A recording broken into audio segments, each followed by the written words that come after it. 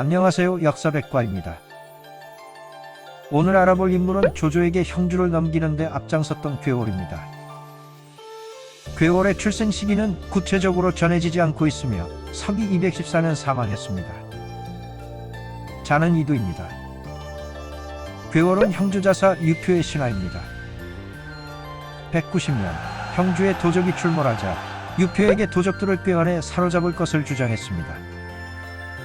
원소와 조조가 격돌하자 조조에게 항복할 것을 주장하기도 했지만 받아들여지지 않았습니다. 208년 조조가 형주로 진격하자 유종에게 투항할 것을 설득했습니다. 그는 조조에게 항복한 후 광노쿤에 임명됐습니다.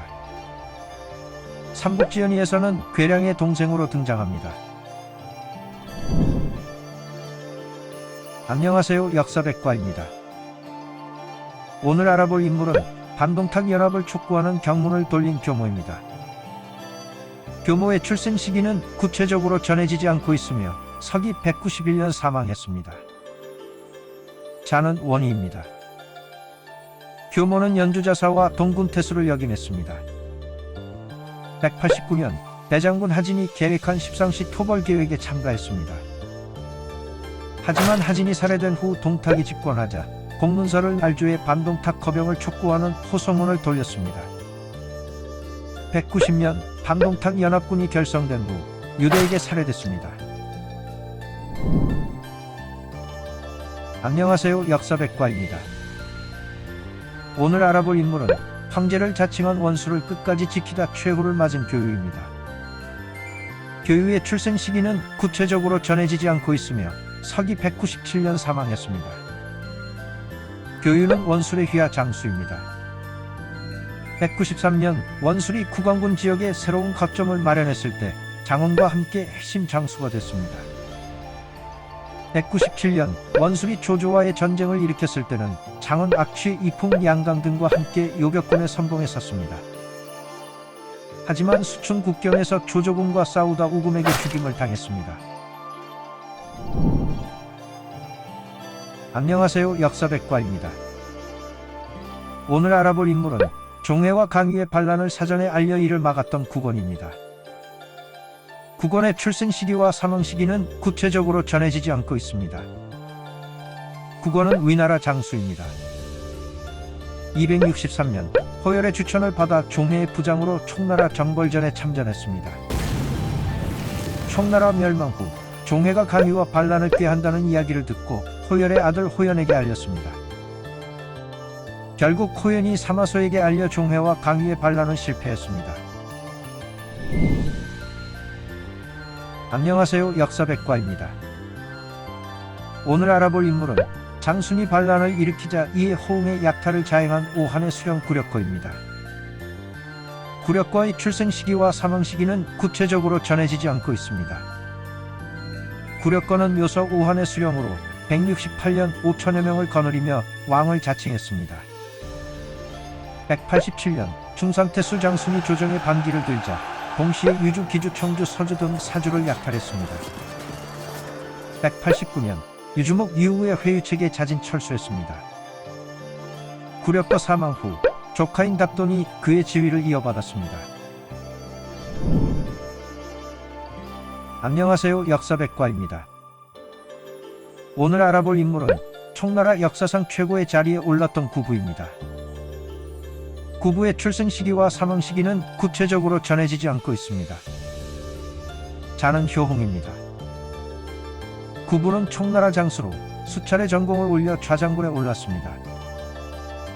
특히 그는 총나라 역사상 10명만 존재하는 탕고후에 봉해졌습니다. 총나라 핵심 무장인 왕평에 버금가는 인물로 평가받았습니다. 구부는 충성스럽고 용맹하며 너그러운 인품을 지닌 인물로 평가받습니다. 삼국지연의에서는 등장하지 않는 인물입니다.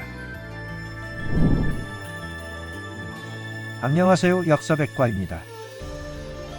오늘 알아볼 인물은 스스로 장군에 올라 반란을 일으켰지만 토벌된 구성입니다.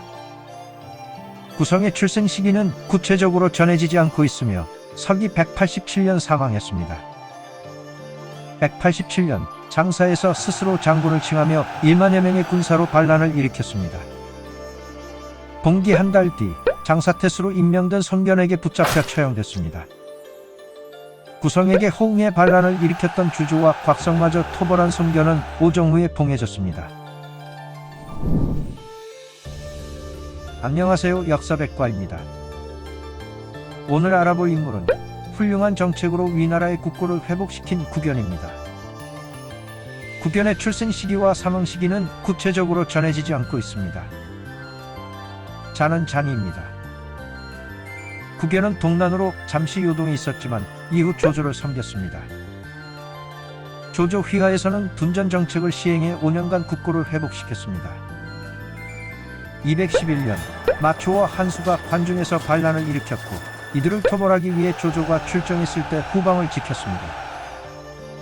그에 벌어진 전은 소백의 난을 진압하고 위군 태수가 됐으며 훗날 태복까지 올랐습니다.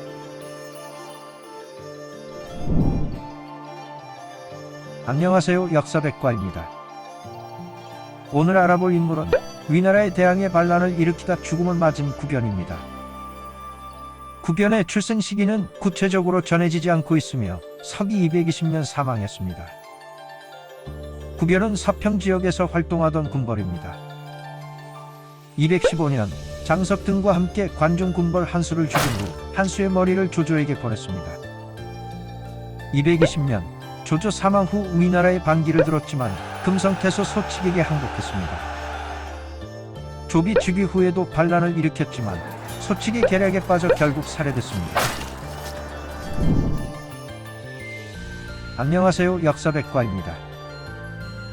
오늘 알아볼 인물은 큰 전공을 세우고도 자만함으로 멋대로 행동하다 죽음을 맞은 구기입니다. 구기의 출생 시기와 사망 시기는 구체적으로 전해지지 않고 있습니다. 구기는 원래 기주목 한복을 모셨지만 191년 공손찬의 공격으로 한복이 패배하자 원소에게로 갔습니다. 192년 공손찬이 원소를 공격하자 공손찬의 부하인 기주자사 엄강 등 1,000명을 죽였습니다. 그는 개교에 있던 공손찬 본연에 가장 먼저 들어가 포로를 점령하는 공을 세웠습니다. 하지만 자신이 세운 전공으로 자만하다 원소에게 숙청됐습니다.